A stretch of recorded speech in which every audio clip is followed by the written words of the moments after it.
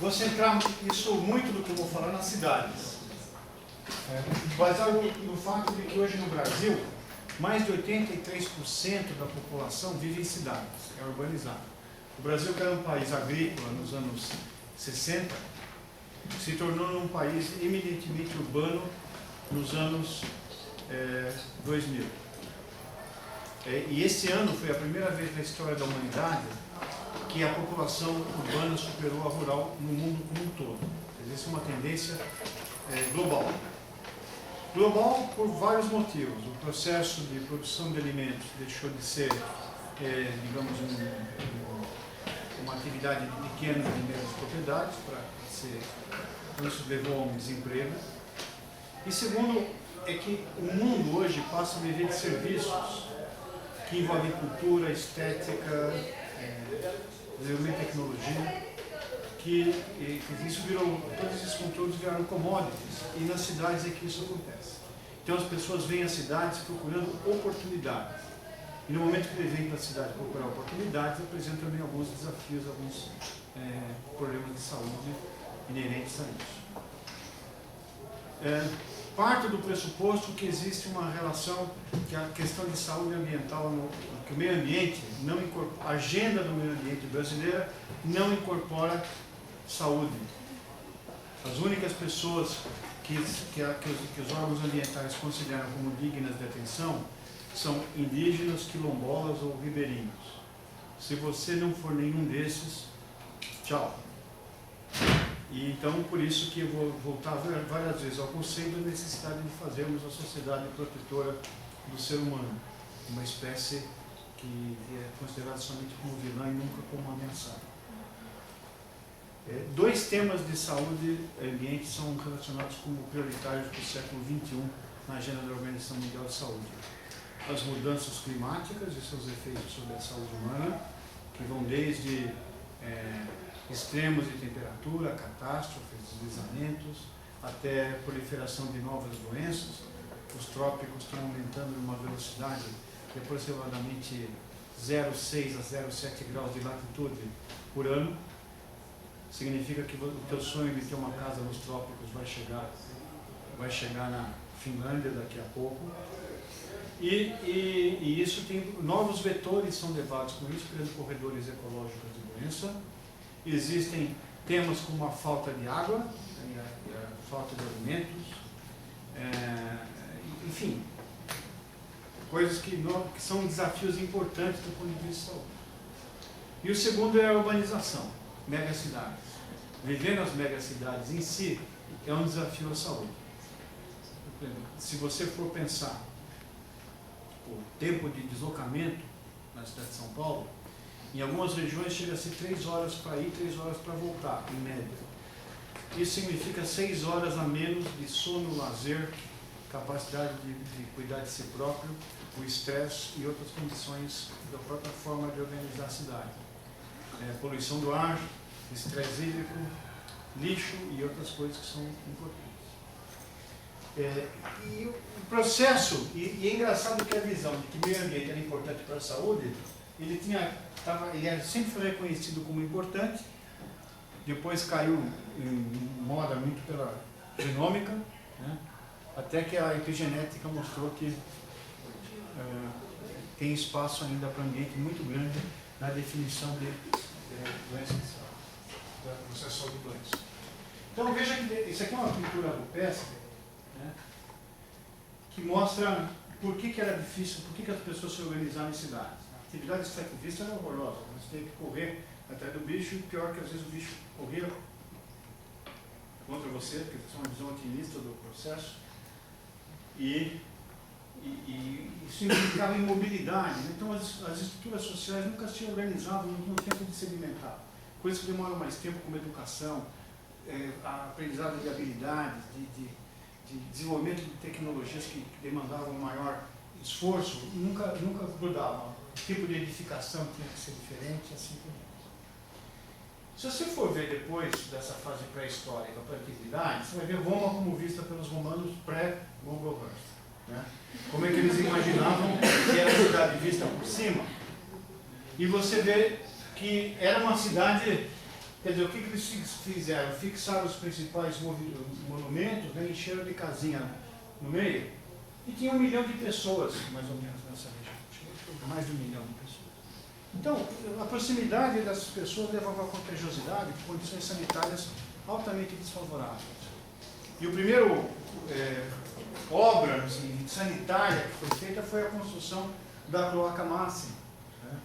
Um ducto para tirar esgoto da cidade, porque o cheiro estava aquele budum, né, na cidade. E, além disso, diarreia, as enteroviroses, as enterobacterioses eram extremamente frequentes, né?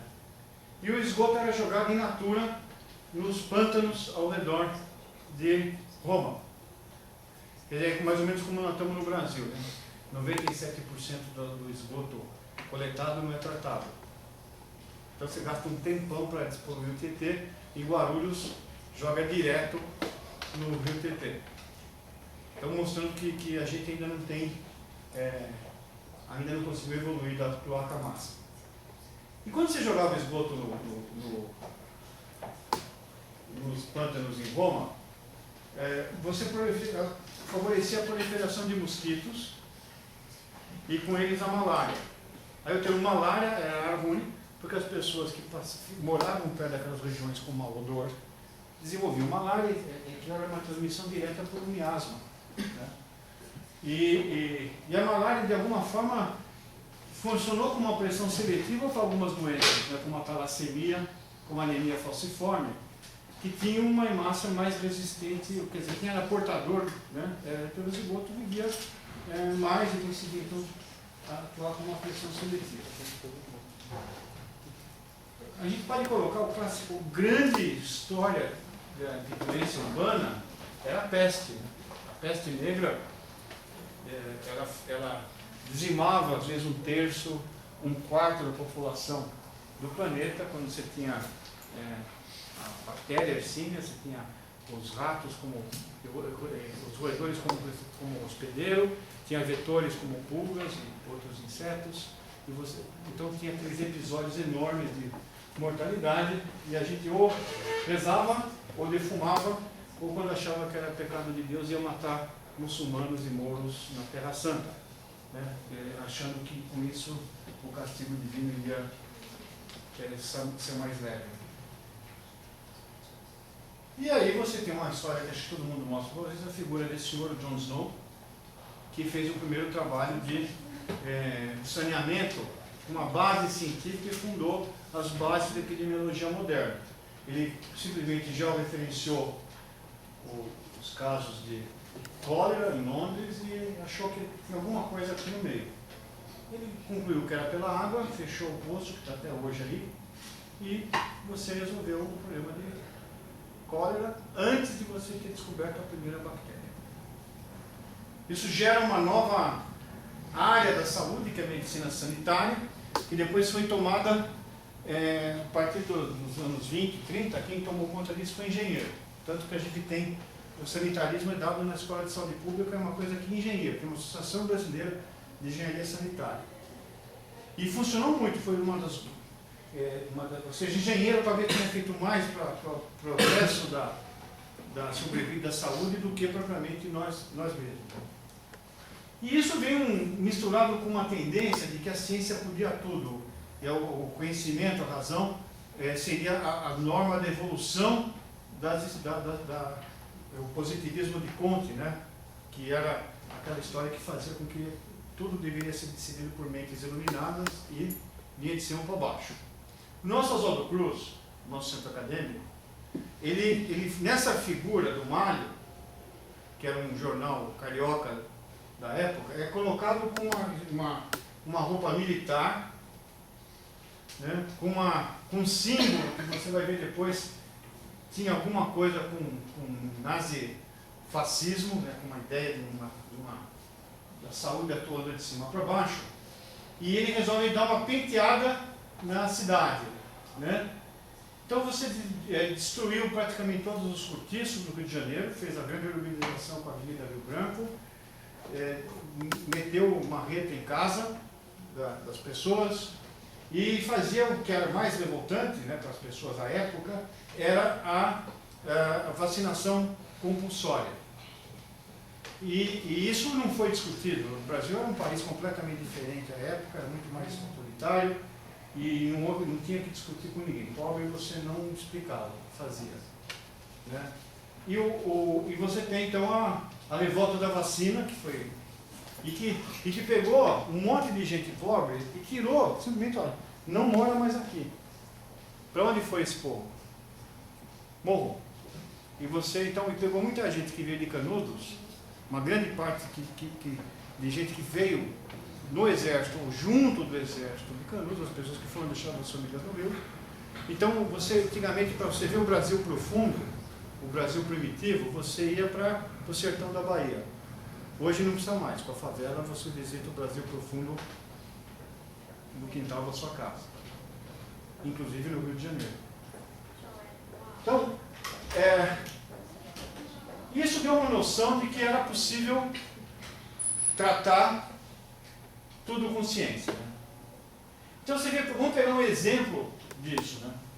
Você vê que a melhoria das condições sanitárias estavam relacionados com o decréscimo da taxa de tuberculose. Aliás, a taxa de tuberculose já tinha caído muito antes de ter descoberto o primeiro antibiótico, basicamente por melhoria das condições sanitárias da cidade. Era necessário criar casas, diminuir o número de pessoas nos domicílios, melhorar as condições de ventilação, acesso à água tratada e uma série de coisas. Muito bom. Como é que está hoje isso? Esse aqui é um paper que saiu na Nature, que eu acho super interessante, que ele mede o estresse hídrico das populações do planeta Terra. O que é o estresse hídrico? Você multiplica a qualidade ou quantidade de água, a escassez de água, seja em termos quantitativos ou qualitativos, pelo número de pessoas que moram numa determinada região. Então você vai ver, por exemplo, no Saara não tem água, mas também não tem gente. Portanto, o estresse, o risco sanitário de água é zero. Vamos ver onde vai apertar o sapato quando faltar água, ou já aperta. Né? Então você vai ver. América Central, a região andina, que depende das águas dos Andes para viver, para produzir esse alimento. Aí você tem, olha que interessante, compara o risco de São Paulo com o semiárido nordestino.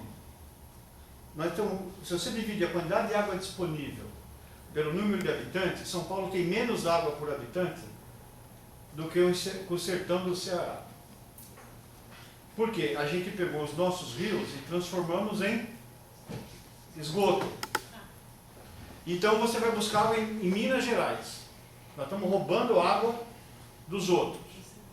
Né? E gastando uma quantidade enorme de água. A região sul, Paraná também está com estresse hídrico grande. Aí, obviamente, a África subsaariana, que está o chifre da África, Somália, que não tinha dado. Né? E aqui você vai ver a região do leste europeu, Oriente Médio, China e Japão. Onde se morre de diarreia no mundo? Onde existem dois problemas. Você não tem água, como a África subsaariana, e você não tem condições de sanitarismo adequado. Então, aqui é pré-cloaca massa. Nós estamos ainda em países que têm uma estrutura sanitária similar à dos romanos antigos. Passaram-se 2.000 anos e você não tem. E se gastou trilhões de euros para sanar a conta de banco e a gente não conseguiu resolver isso. Eu não sei como é que funciona esse negócio, mas intuitivamente, do ponto de vista de saúde, eu acho que tem alguma coisa errada no mundo. E você vai ver a crise na Somália, isso é o ano passado, capa da Folha. É isso o resultado desse negócio. Né? Você vai ver, eu cheguei a ver casos de desnutrição calórica proteica desse monte quando eu era aluno da faculdade. Agora vocês já não vão ver mais isso sumiu. graças a Deus, ou tem muito pouco. Mas se perdeu, na época, desse episódio de fome, que é misturado com conflitos tribais, porque os ingleses colocam fronteiras que não batem com as etnias locais, levou a quase metade da população infantil foi embora. Bom, começa então, mais ou menos no final dos anos 2000, a ter um pouco de ordem nesse negócio, e a Academia Nacional de Ciências dos Estados Unidos tem um Instituto de Medicina que promove discussões transversais, e eu fui convidado até para falar nesse tema aqui, especialmente, que é a saúde ambiental, o uso de energia e, no caso, como é Hemisfério Norte, transporte. Como é que você junta tudo isso no mesmo pacote? Eu podia reduzir o tempo de aula dizendo que não junta. Porque se você vai ver, por exemplo, nós falamos que condições adversas ambientais fazem mal. Todo mundo imagina que não é novidade. Então eram 4 cientistas, 4 chefes de indústrias petrolíferas que diziam que eles estão totalmente sustentáveis, mas que nada vai deslocar o uso de combustível fóssil nos próximos 50 anos. Pode esturricar foca, pode fazer o que quiser. Porque hoje você tira o petróleo na Arábia Saudita a $10 o barril e vende na Bolsa de Londres a $70 o barril ou mais. Ninguém abdica dessa margem de lucro por bom mocismo. E a indústria automobilística, hoje no mundo tem 1 bilhão de carros, eles querem chegar até 2020 com 3 bilhões de carros. Então se você sai bicicleta ou cavalo e entra carro, o problema que fica não é com eles. É um outro sistema. Você não calcula o ciclo de vida completo das opções que você faz, você só trabalha na sua esfera de negócio. E isso dá margem, e a gente até tinha feito um texto que nunca foi para o Proceedings da National Academy of Science por questões econômicas, porque isso dá margem ao que a gente chama de maquiagem verde. A maquiagem verde é que essas companhias que não são só dessa área, mas a maior parte da companhia insustentável, ela vai promover ações sustentáveis no mato e não aonde eles praticam. Então, se você for discutir numa cidade, nós vamos usar a rua para transporte coletivo ou individual. Nós vamos usar esse transporte coletivo, se for, vai ser pneu, vai ser trilho, vai ser que tipo de combustível, etanol, diesel, gasolina, eletricidade, o que vai ser. Cada decisão dessas envolve um conflito econômico enorme. Então essa dificuldade de você prosperar com isso. Onde é que vai? Cá. Acho que ele tem um detetor de besteira. Acho que depois da tartaruga da escola de samba e domingo, ele parou. Vamos ver? Eu fui criado com essa ilusão. Nos anos 50, 60, final dos anos 50, 60, a ciência tinha bombado, no sentido literário, jogando bomba atômica nos outros, mas começavam as usinas nucleares, as cidades com os veículos popularizados e um monte de progresso. Então a gente imaginava, e me foi vendido isso, como é que acabou a eletricidade. Acabou a pilha. Falando de energia, acabou. Então, olha como é que era o modelo, né? A ciência vai resolver nossos problemas. Sempre vai ter uma solução tecnológica para o problema. E até hoje existe isso. Né? Todo o Fantástico de domingo vai ter algum cientista dando uma solução para os nossos problemas. Aliás, a ideia que Descartes matou Deus não existe. O divino está em nós, na ciência, que é tão incompreensível quanto o Espírito Santo, e sempre vai ter alguma célula-tronco que vai fazer coxo andar, cego enxergar de novo. Quer dizer, tudo que era por ação divina vai através de uma célula-tronco, de uma terapia nova, de uma série de outras coisas. Nossas veredas, murcho, tudo vai ser feito por isso. Nesse modelo, onde a ciência, digamos, seria o motor, a economia interfacearia com a ciência, e nem toda a política seria voltada para o desenvolvimento econômico. Haveria espaço para outras atividades políticas que não fossem eminentemente de natureza econômica, e o modelo de cidade era esse, né, que eu ia dizer. Eu acreditei que ia ter uma cidade que, e era vendido isso, nas projeções, né? O Júlio Verne começa com essa história, o Júlio Verne que vai indo, depois isso tem a popularização da ciência. Então, aqui, inclusive, tinha o pessoal não punha a mão no trabalho, né? Tinha uma empregada eletrônica, Rosinha, Rosa, que fazia isso, né? Mas era uma família baseada na mobilidade individual, levantando os bracinhos, e todo mundo sorridente. Evidentemente que mudou o enredo do filme, né? Que a gente está mais para Blade Runner, Mad Max, alguma coisa do que... E veja, pegar um exemplo disso, né?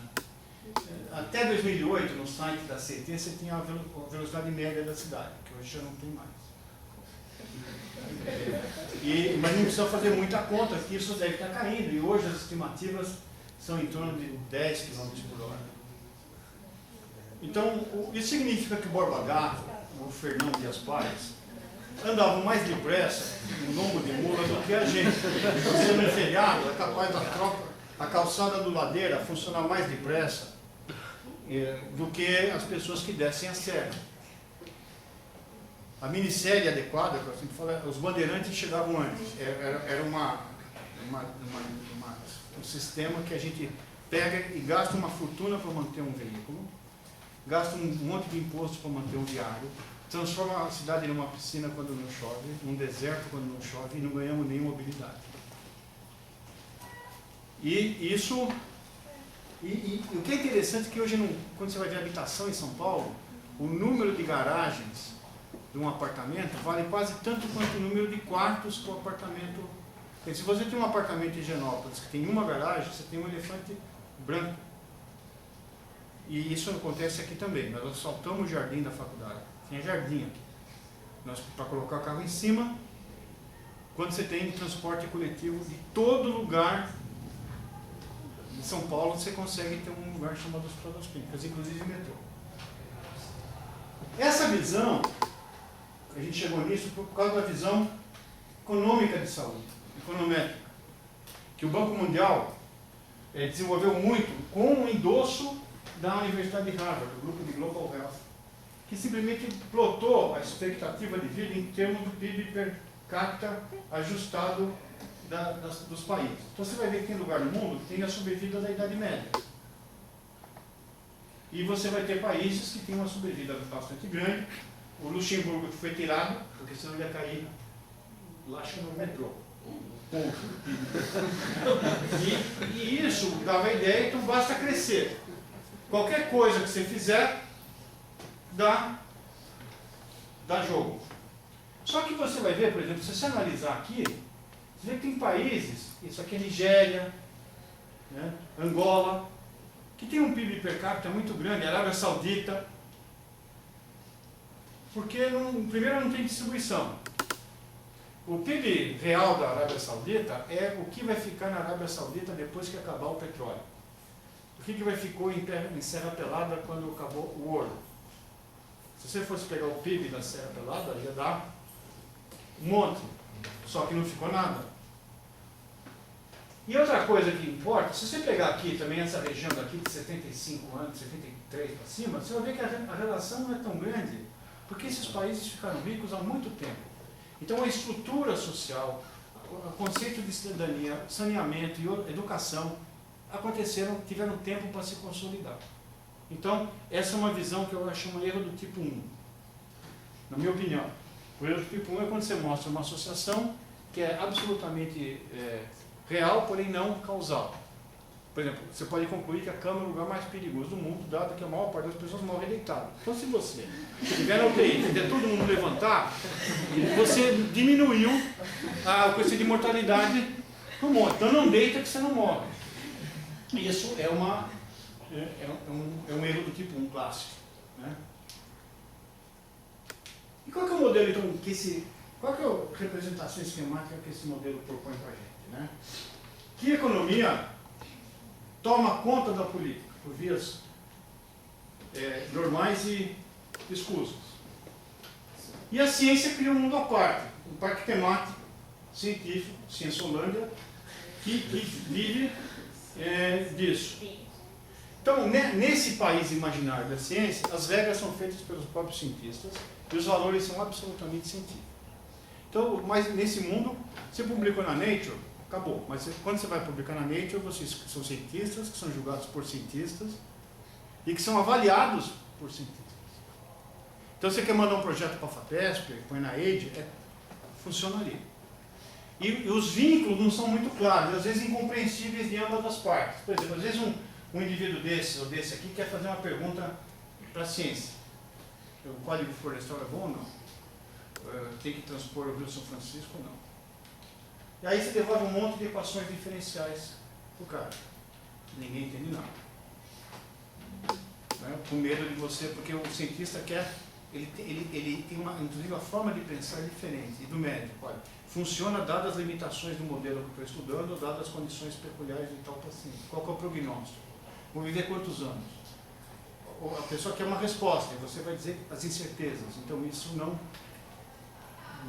funciona, se você for sério na história. São duas linguagens completamente diferentes. Então isso aqui é uma visão pessoal, né?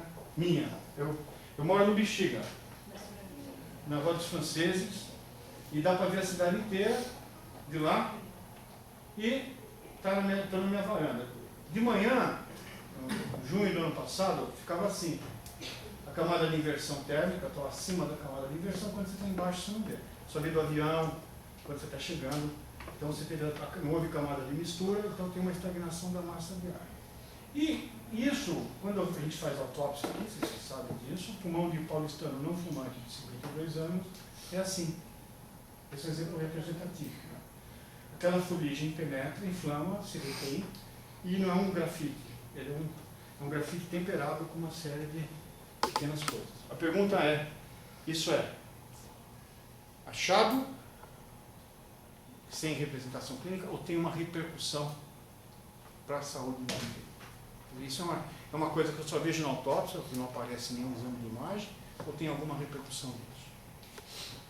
Outro aspecto importante que a cidade colocou para a gente é que a gente vai impermeabilizando a cidade e existe então um acúmulo de poluentes e mais um isolamento térmico do solo, criando um gradiente de temperatura muito grande. Num dia sem nuvens, o satélite pega 7 graus, de 7 a 14 graus de diferença entre a zona norte, entre a zona central e a zona sul. O que isso quer dizer?